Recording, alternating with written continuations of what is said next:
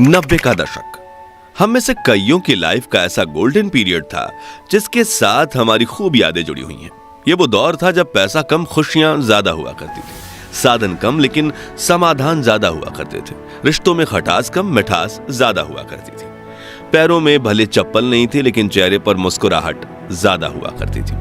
घर में भले ही पिता की एक पुरानी साइकिल हो लेकिन बच्चों के दिल में उसे चलाने की चाहत ज्यादा हुआ करती थी।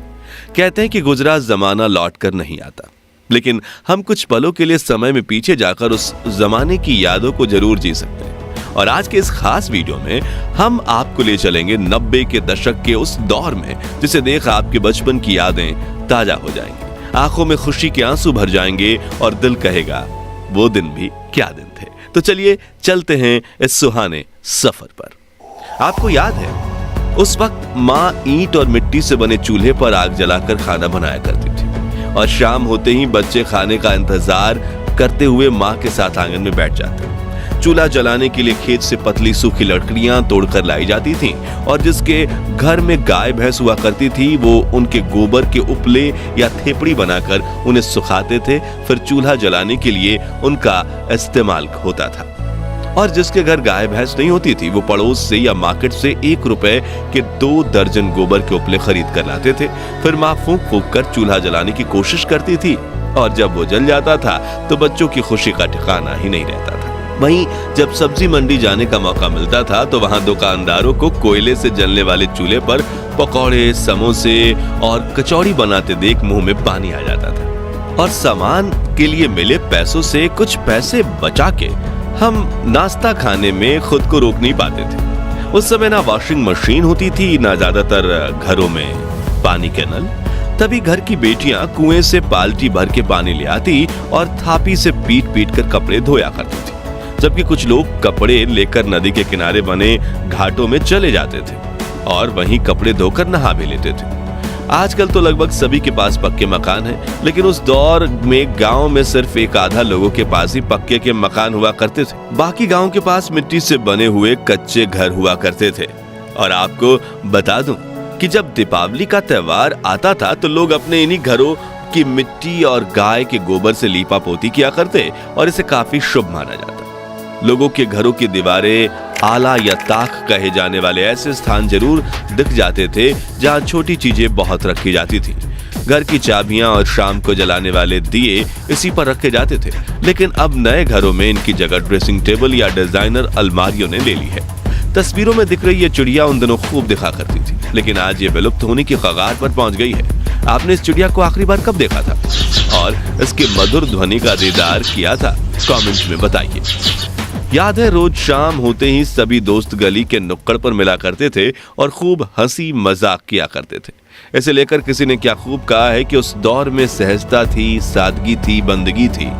ये सोशल मीडिया प्लेटफॉर्म्स नहीं थे तब जिंदगी। बच्चे में एक दूसरे के साथ कई मजेदार खेल खेलने की होड़ थी, जैसे कि राजा मंत्री चोर सिपाही, चिड़िया और छुपन छुपाई, इक्कल दुक्कल, गिट्टियां, अंताक्षरी, कच्चे पकड़म पकड़ाई, गिट्टी फोड़, आंख में चौली, लंगड़ी टांग, गिल्ली डंडा वगैरह। खैर, इनमें से बचपन में कौन सा खेल सबसे ज्यादा आपने खेला है कमेंट्स में बताइए। और अगर बचपन में आपने ये खेल नहीं खेले तो आपने 90s के बचपन का एक सुनहरा दौर मिस किया है। वहीं ये माचिस की ताश देखकर आप में से कुछ लोगों की आंखें भर आएंगी। ये ताश वही बच्चे बनाते थे जिनके पास ताश की गड्डी खरीदने के पैसे नहीं होते थे, लेकिन अपने रूल्स के साथ अपनी ताश खेलने का मजा ही कुछ और था। याद है वो स्वादिष्ट कैंडीज जो 90 के दशक की शान हुआ करती थी। गुरु चेला जिसमें कैंडी का पैकेट घुमाने पर फोटो बदल जाती थी, पान पसंद, मैंगो बाइट, चटपटी कैंडीज, एक्लेयर, किस्मी, इमली की गोली, खाने वाली सिगरेट, जेम्स, आम पापड़, कप में मिलने वाली स्वादिष्ट जेली और मिल्की बार। ये कुछ ऐसी कैंडीज थी जो पूरे भारत में जोरों शोरों से बिका करती थी। खैर, इनमें से आपकी पसंदीदा कौन सी थी? कमेंट्स में बताइए। ये वो गलियां हैं जहां हम क्रिकेट खेलते वक्त जीवन की सभी समस्याएं भूल जाते थे।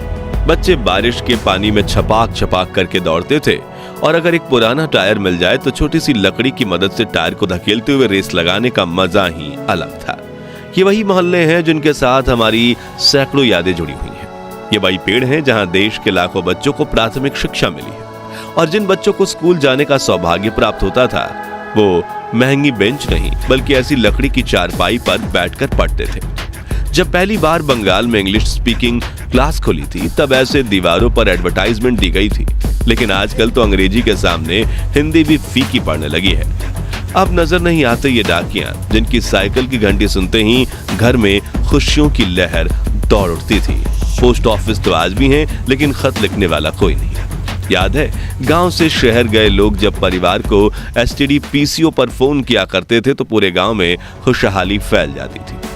प्रेमी प्रेमिका तय किए गए समय पर एसटीडी बूथ के पास बैठकर एक दूसरे को फोन लगाने की राह देखते थे और सिक्के खत ना इसलिए बात करने से ज्यादा ध्यान सेकंड्स पर होता था। लेकिन यार, मजा बहुत आता। ये वो दौर था जब कांच की बोतल में तेल और रस्सी डालकर घंटों तक जलने वाली चिमनी बनाई जाती थी और रात को लाइट जाने पर इसे जलाकर घर वालों के साथ खाना खाया जाता था। याद है, उस वक्त हमारी दादी नानी सिलबट्टे और मूसल में ताजी सब्जियों को पीसकर स्वादिष्ट चटनी बनाया करती थी।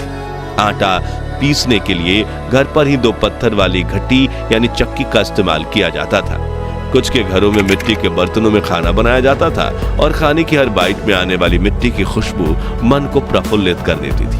बर्तन भी स्टील के नहीं थे बल्कि लोहे, तांबे, पित्तल और कांसे के हुआ करते थे और डाइनिंग टेबल की जगह जमीन पर बैठकर हाथ से खाने का मजा ही कुछ और था। चलिए अब हमारे प्यारे राजस्थान में चलते हैं और 90 के दौर की कुछ ऐसी यादों को ताजा करते हैं जिनके बारे में शायद आजकल के बच्चे को पता तक नहीं होगा। तो उस वक्त राजस्थान के गांव में कई लोक नृत्य करने वाले समूह आया करते थे, जिनमें कुछ लोग स्वदेश में बने म्यूजिक इंस्ट्रूमेंट्स बजाया करते थे और कुछ उस मधुर धुन पर नृत्य करके गांव के बच्चे बूढ़ों का दिल मोह लिया करते थे। गांव शहरों में कठपुतली का खेल भी होता था, जिसमें कलाकार लकड़ी से बने गुड्डे गुड़ियां नचाकर खूबसूरत कला का प्रदर्शन करते थे। लेकिन समय के साथ ये कला ठंडे बस्ते में चली गई। मोबाइल फोन और वीडियो गेम्स के जमाने में बच्चे असल मनोरंजन भी भूल गए और जिन कलाकारों को कठपुतली का खेल देखने में दर्जनों लोगों की भीड़ जमा होती थी, उनकी आज कुछ दर्शकों के लिए भी आंखें तरस गईं।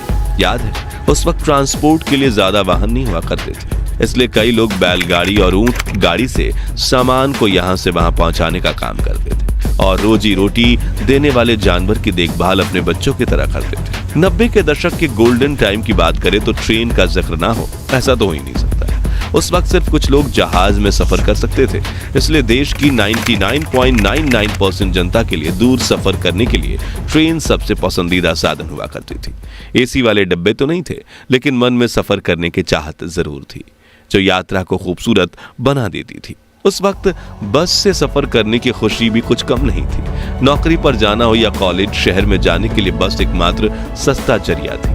सुबह सुबह बस स्टैंड पर बड़ी लाइन लग जाती थी। उस वक्त तो गाय बैल को भी सड़क पर घूमने की आजादी थी। दोस्तों, आजकल की शादी बारात में दूल्हा जितनी महंगी गाड़ी में बैठता है उसका उतना ही ज्यादा भौकाल माना जाता है, लेकिन उस वक्त के दूल्हे सज धज कर घोड़ी चढ़ते थे और ढोल नगाड़ों के साथ बारात लेकर शादी करने जाते थे। दूल्हे के यार दोस्त तो मानो अपने दोस्त की शादी को एक त्योहार की तरह मानते थे और पूरे जोश के साथ बारात में नाचकर शादी में 4 चांद लगा देते थे। कोई ज्यादा अमीर होता था तो कोई ढोल नगाड़ों के साथ बैंड भी बुलाता था, जिसमें बड़े से लाउड स्पीकर लगे होते थे और बैंड वाला गायक हर आवाज में ऐसे गाने गाता था कि बारातियों के पैर रुकने का नाम नहीं लेते थे। वहीं कुछ लोग इन लाउड स्पीकर्स का इस्तेमाल अपनी दुकान के प्रचार प्रसार में भी करते थे, जिसमें वो अपनी ही आवाज में कुछ पंक्तियां कहकर उसे कैसेट में चला देते थे। खैर दोस्तों, हमारा वो सुनहरा बचपन तो वापस लौट कर नहीं आने वाला, लेकिन हम अपनी यादों को ताजा करके कुछ पल की खुशी का अनुभव जरूर कर सकते हैं। तो अब आप भी कमेंट सेक्शन में अपने बचपन की ऐसी यादें बताइए जिन्हें याद करके आपकी आंखों में खुशी के आंसू आ जाते हैं। और ये वीडियो अच्छा लगा हो तो इसे लाइक और शेयर करके 21,000 लाइक्स के लक्ष्य को हासिल करने में हमारी मदद कीजिए और इस सीरीज के अगले पार्ट के लिए चैनल को सब्सक्राइब करके पास वाली घंटी जरूर बजा दीजिए। धन्यवाद।